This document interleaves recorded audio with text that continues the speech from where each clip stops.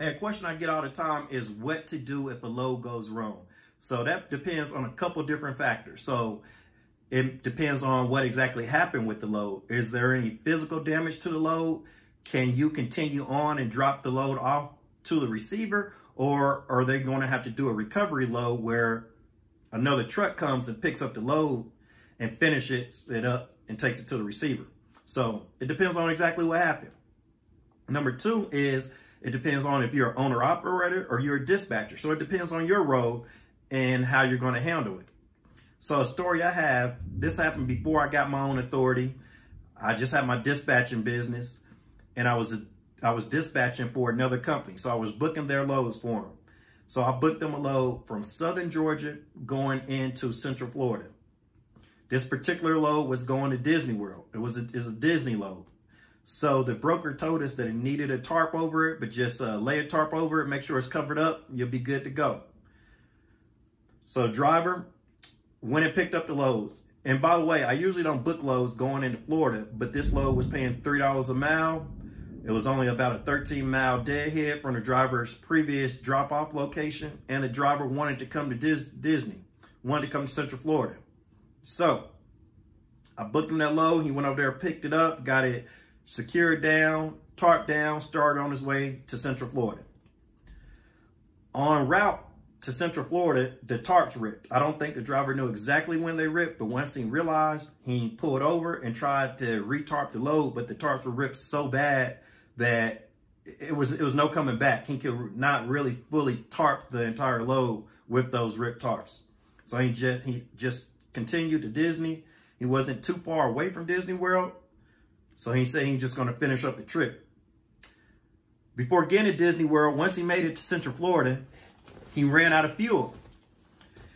I live in Central Florida. I was only about 30 minutes away from where he was at, so I went and picked him up. I wanted to meet him face-to-face anyway. I had never met him face-to-face, just online and over the phone. So I went and met the driver and got in my car, took him to the gas station, bought a gas can, filled it up, took it back to the truck, put some fuel in the truck.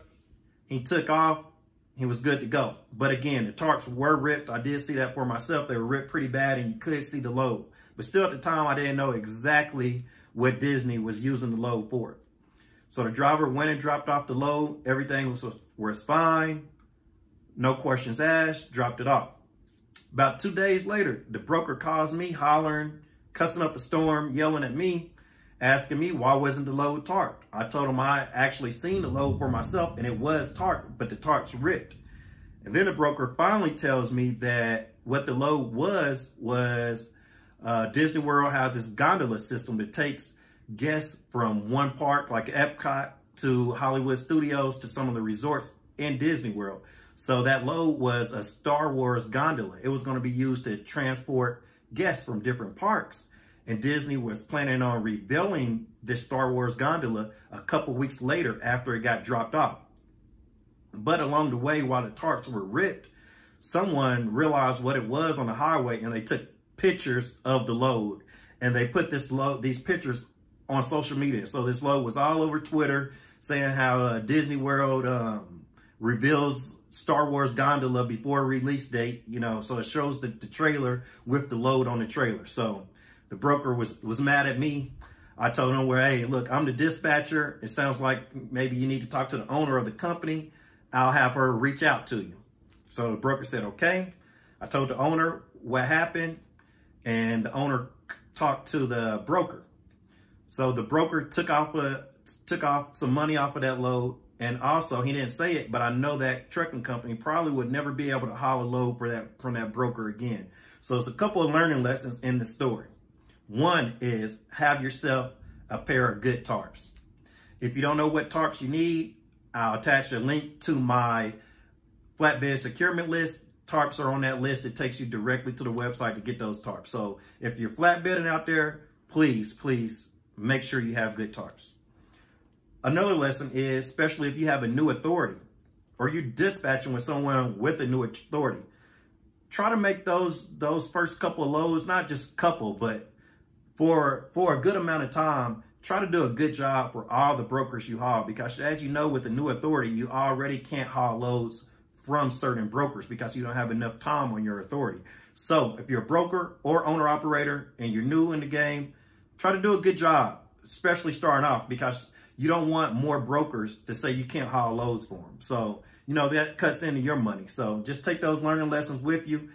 So that's my story, guys. Just one story I have about dispatching. Of course, I have plenty, but that's just one of them, and a way how you can go about fixing the problem. You know, that load we couldn't particularly fix, but we can apologize and guarantee the broker that we'll do a better job next time. And hopefully that broker will still use you as a trucking company if something goes wrong on the load.